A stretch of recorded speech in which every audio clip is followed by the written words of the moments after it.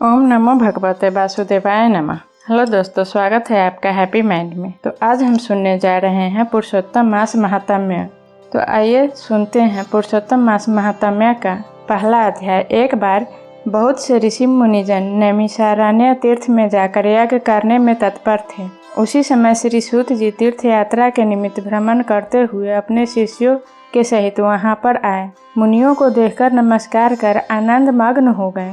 बलकल वस्त्र पहने, प्रसन्न मुख, चेहरे पर कांति, परमार्थ में निपुण, चंदन से शोभायमान, तुलसी की माला तथा जटाओं का मुकुट धारण किए हुए महाशरणम इस अद्भुत मंत्र को जपते हुए सूत जी को देखकर नैमिषारण्य के महर्षि लोग उठकर खड़े हो गए।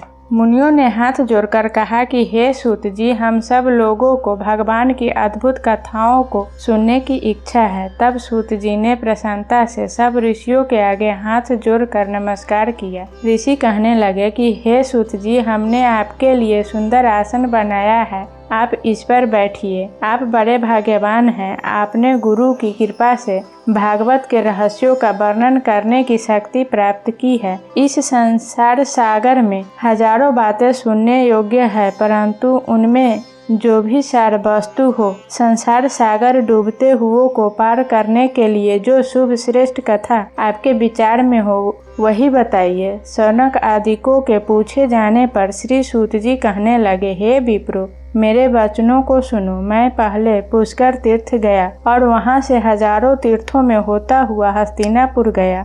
वहां राजा परीक्षित अपने राज्य को छोड़कर अनेक महापुण्यवान ऋषियों के साथ गंगा किनारे जा रहे थे। उनमें अनेक सिद्ध योगी और महासिद्ध मुनि थे। मैं वहां पर उस समाज को पूछ ही रहा था तो वहां श्री कृष्ण भगवान के चरण कमल में मन लगाए महामुनि व्यास जी के पुत्र सुखदेव जी पधारे, जिनकी 8 वर्ष की आयु, शंख के समान कंठ, ऊंचे और चिकने केशों से घिरा हुआ मुख, दृढ़ कंधे, चमकती हुई कांति थी। वह अद्भुत भेष ब्रह्म स्वरूप थे। ऐसे महामुनि सुखदेव जी को देखकर सब मुनि के हाथ जोड़कर खड़े हो गए। तब मुनियों के बनाए हुए कमल चक्र जैसे ऊंचे आसन पर सुखदेव जी को बैठाया गया। उस आसन पर बैठे हुए ज्ञान समुद्र के चंद्रमा सुखदेव जी ऋषियों की पूजा को ग्रहण कर ऐसे शोभायमान हुए जैसे तारागण में चंद्रमा शोभायमान होता है।